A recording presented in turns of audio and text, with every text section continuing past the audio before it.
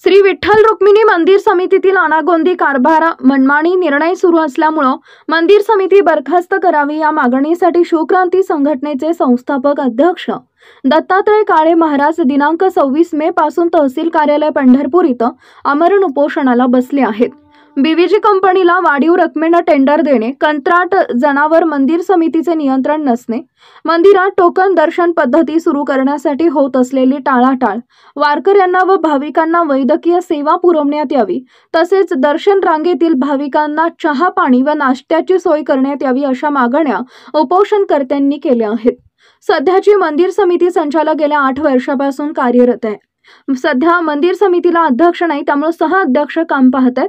वास्तविक मंदिर समितीची मुदत संपूर्ण ही अनेक वर्ष झाली, मात्र नवीन समिती नेमली जात नाही। त्यामुळे विठ्ठल रुक्मिणी मंदिर समिती बरखास्त करण्यात आली अशी मागणी मुख्यमंत्री देवेंद्र फडणवीस यांच्याकडे करण्यात आली आहे। गेल्या 2 दिवसापासून श्री विठ्ठल रुक्मिणी मंदिर समिती बरखास्त व्हावी म्हणून या ठिकाणी उपोषण आम्ही चालू केलेले आजचा दुसरा दिवस आहे। याच्या मागचं कारण असं आहे की गेल्या 8 वर्षापासून श्री विठ्ठल रुक्मिणी मंदिर समिती सदस्य असतील, सहाध्यक्ष असतील, यांचा मनमानी कारभार सध्या मंदिर समितीमध्ये पाहायला मिळत आहे। अनेक गैरप्रकार कानावर आपले येत आहेत।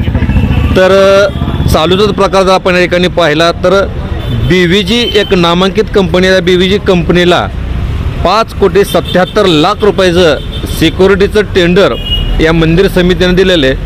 तेच टेंडर गेल्या वर्षी रक्षक कंपनीला 4,44,00,000 रुपये होतं। मग ह्याच वर्षी 5,77,00,000 रुपयाचं का काढलं? हा केवळ मनमानी कारभार, पैसे खाण्याचं काम या ठिकाणी मंदिर समिती या ठिकाणी करत आहेत। आणि विशेष म्हणजे कुठल्याही प्रकारचा कुठल्याही कंपनीवर या मंदिर समितीचा चाप नाही, कार्यकारी अधिकाऱ्यांचा नाही।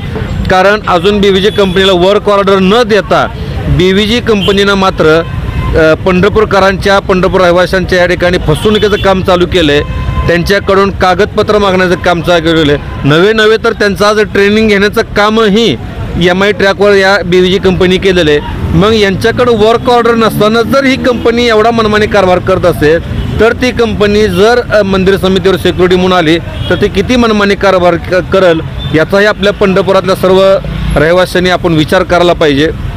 आणि सगळ्यात महत्त्वाचा विषय या ठिकाणी असा आहे, मंदिर समितीकडे आज लाखो करोडो रुपये उत्पन्न या ठिकाणी होतं आहे। तर त्याच्यामध्ये सुसज्ज हॉस्पिटल उभा करणं असेल किंवा गेल्या अनेक वर्षापासून ज्या गोरगरीब लोकांना रांगेमध्ये दर्शन बारीमध्ये 8-10 तास उभं राहावं लागतं, त्या लोकांना चहा असेल, एक टायमाचा नाश्ता असेल, संध्याकाळी 4-5 टायमाला काहीतरी अल्पोपहार असेल, अशा काहीतरी सुविधा मंदिर समितीने देणं भाग होतं। पण फक्त ठेकेदार जगवण्याचं काम मंदिर समिती या ठिकाणी करते, त्याच्याबद्दल दुमत नाही।